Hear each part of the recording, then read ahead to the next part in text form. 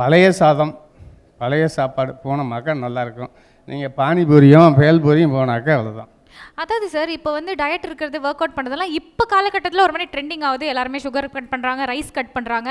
But நம்ம பிறந்ததுலேருந்தே அம்மா வந்து சோறு ஊட்டி சக்கரை போட்டு பால் கொடுத்து இல்லை, அப்படிதான் கரெக்டுங்க. வளர்த்துருக்காங்க. நீங்கள் வந்து நான்லாம் வந்து பனைமரத்தில் ஏறி கீழே குதித்து விளையாண்டுருக்கிறேன். 50 வருஷத்துக்கு முன்னால் என்னுடைய 10வது வயசில் பனைமரத்தில் ஏறி இருக்கேன். பனைமரத்தை இப்படி நிமிந்து கூட பார்த்ததில்ல சார். ரைட்டு. இப்போ நான் என்ன வேணால் எனக்கு இப்போ என்ன ஏஜ் 62. நான் ஒரு நாளைக்கு வந்து மினிமம் வந்து மார்னிங் வந்து 1.5 hours ஷட்டில் விளையாடுறேன். ஈவினிங் 1 hour வந்து ஜிம்முக்கு போகிறேன். இன்னைக்கு காலையில் எழுந்து ஜிம்முக்கு போகலான்னு நினச்சேன். அப்புறம் ரொம்ப நேரம் நிற்கணுமே, டயர்ட் ஆகிடும் அப்படின்னு வந்துட்டேன் சார். சரிங்களா? சர்வசாதாரணமாக ஒரு 100 kg வெயிட் போட்டு நான் அடிப்பேன்.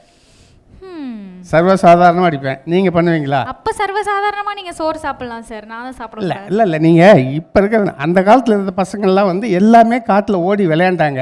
இன்றைக்கி எல்லாமே மொபைலில் தான் விளையாடுறாங்க. உட்காந்துக்கிட்டே தின்னுக்கிட்டே இருந்தால் அப்புறம் என்ன பண்ணுவோம்? சக்கரை வராமல் என்ன பண்ணுவோம்? எனக்கு தெரிஞ்சு ஒரு டே ஃபார் எஸ்டர்டே 3 பசங்க, 7 பேர் 32 வயசில். நியூ கேஸ் 32 வயசு, 542, more than 500 sugar. Day for yesterday. எல்லாமே IT, stressful life, no play, nothing. என்ன வரத்தான் செய்யும். எந்திரிச்சு கிரவுண்டுக்கு போங்க, ரோட்டுக்கு போங்க, ஜிம்முக்கு போங்க. நான் வந்து சொல்லி ஏதாவது ஒன்று உடம்ப கசக்குங்க கொஞ்சமாவது. சார் அப்போ எப்போ தான் சார் நம்ம ஒரு டயபெட்டிக் ஃப்ரீ வேர்ல்டில் வந்து வாழ்கிறது? ரைட்டு. என்றைக்கு செடன்ட்ரி லைஃப் போகுதோ அன்னைக்கு வரும். அப்போவும் டயபெட்டிக் ஃப்ரீ வேர்ல்டெல்லாம் வராது, குறையும். நம்ம கேபிட்டலுங்கிறதுலேருந்து கீழே வரலாம், அவ்வளோதான். சார் இப்போ ஒன்ஸ் வந்து இந்த இப்போ எங்கள் அம்மாக்கெல்லாம் சொல்லுவாங்க, ஐயோ லைட்டாக கால் வலிக்கிற மாதிரி இருக்கா, எல்லாம் பயமாக இருக்குது, லைட்டாக சுகர் வேறு இருக்குது. எல்லாருக்குமே வந்து நம்மளுக்கு சுகர் வந்துருமோன்னு ஒரு பயம் இருக்கும். ஒரு சுகர் வந்துட்ட பிறகு ஐயோ லைட்டாக கால் குடைச்சலாக இருக்கணும், அது அடுத்த கட்ட எதுக்காச்சும் எடுத்துகிட்டு போயிடுமேன்றது ஒரு பெரிய பயம் இருந்துக்கிட்டே. அந்த பயம் வர நேரத்தில் ஒரு ஏதாவது வேறு ஏதாவது புதுசாக பண்ணலான்னு ஒரு எண்ணம் வந்தால் நல்லா இருக்கும்ல. பயத்தை விட்டுட்டு சரி நமக்கு வர்ற மாதிரி இருக்குது, சரி நாளையிலேருந்து எழுந்திரிச்சு ஓடிடலாம், ஒரு 4 கிலோமீட்டர் ஓடலாம், ஒரு 4 கிலோமீட்டர் நடக்கலாம். அப்படி பண்ணிங்களா உங்களுக்கு எனர்ஜி லாஸ் ஆகும்ல. ஏன் அந்த பயத்தை கொண்டு வரீங்க? ஒரு க்ரியேட்டிவாக யோசிக்கலாம்ல. உங்கள் யோசனை டெஸ்ட்ரக்டிவாக தானே இருக்குது.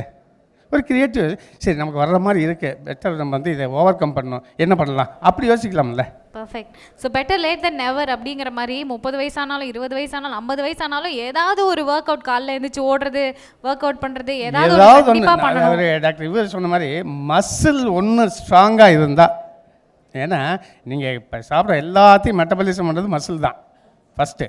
ஏன்னா நீங்கள் நடந்தீங்களா தான் அந்த மசில் ஓப்பனாக தான் இன்சுலின் உள்ளே போகும், அப்போ தான் மெட்டபாலிசம் நடக்கும். சரிங்களா? நீங்கள் காலையில் எழுந்திரிச்சு ஆக்டிவாக நீங்கள் ஜிம்முக்கு போகணுன்னு இல்லை, விளையாடணும், எந்தாவது ஒன்று ஒரு ஆக்டிவாக பண்ணணும். அட்லீஸ்ட் ஒரு 30 minutes பண்ணணும். பட் அதுக்கு யாருமே ரெடி இல்லையே.